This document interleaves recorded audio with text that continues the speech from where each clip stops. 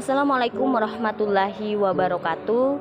Kami dari kelompok 6 yang terdiri dari 2 orang, yaitu saya sendiri Leviana sebagai pemateri pertama dan Arianti sebagai pemateri kedua. Kami akan mempresentasikan hasil makalah kami yang berjudul pengembangan paragraf. Pengertian paragraf.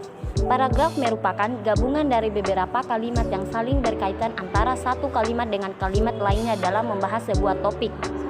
Dalam pengertian lainnya, pengertian paragraf adalah bab dalam satu karangan atau biasanya mengandung satu ide pokok dan penulisannya dimulai dengan garis baru. Ciri-ciri paragraf. Kalimat pertamanya bertakuk atau letaknya agak ke dalam 5 ketukan spasi. Paragraf menggunakan pikiran utama atau gagasan utama yang dinyatakan dalam kalimat topik.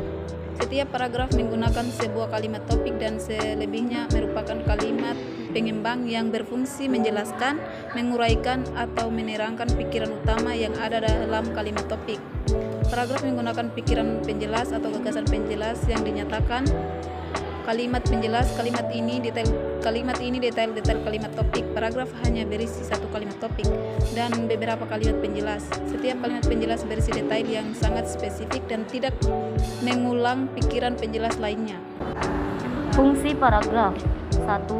Mengekspresikan gagasan tertulis dengan memberikan bentuk suatu pikiran dan perasaan ke dalam serangkaian kalimat yang tersusun secara logis dalam suatu kesatuan. Kedua, menandai peralihan atau pergantian gagasan baru bagi karangan yang terdiri dari beberapa paragraf. Ganti paragraf berarti ganti pikiran. Ketiga, memudahkan perorganisasian gagasan bagi penulis dan memudahkan pemahaman bagi pembacanya. Keempat, memudahkan pengembangan topik karangan ke dalam satu satuan unit pikiran yang lebih kecil. Kelima, memudahkan pengendalian variabel terutama karangan yang terdiri dari beberapa variabel. Syarat-syarat paragraf. Kesatuan. Paragraf hanya mengandung satu gagasan pokok. Fungsi paragraf adalah untuk mengembangkan gagasan pokok tersebut.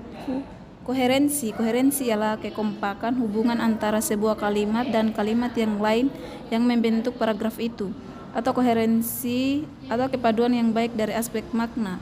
Kelengkapan. Suatu paragraf dikatakan lengkap jika berisi kalimat-kalimat penjelas yang cukup menunjang kejelasan kalimat topik atau kalimat utama. Jenis-jenis paragraf. 1. Berdasarkan sifat dan tujuannya dapat dibedakan menjadi 3, yaitu paragraf pembuka, paragraf penghubung, dan paragraf penutup. Kedua, berdasarkan letak gagasan utamanya dapat dibedakan menjadi 4, yaitu paragraf deduktif, paragraf edukatif, paragraf campuran, dan paragraf ineratif. Ketiga, berdasarkan sifat dan tujuannya dapat dibedakan menjadi 5, yaitu eksposisi, deskripsi, argumentasi, persuasi, dan narasi. Metode pengembangan paragraf. 1. Pengembangan paragraf klimaks dan anti klimaks.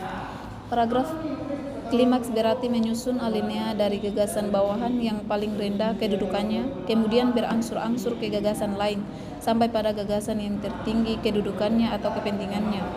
Pengembangan paragraf anti klimaks yaitu pengembangan paragraf kebalikan dari pengembangan klimaks. 2. Pengembangan paragraf sudut pandang.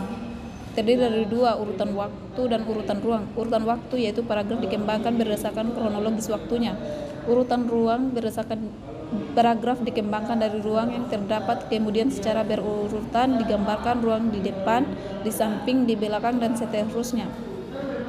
3. Pengembangan paragraf perbandingan dan pertentangan. Paragraf bisa dikembangkan dengan cara membandingkan atau mempertentangkan dua hal. Yang dibandingkan adalah dua hal yang sama tingkatnya dan kedua hal itu memang mempunyai persamaan dan perbedaan.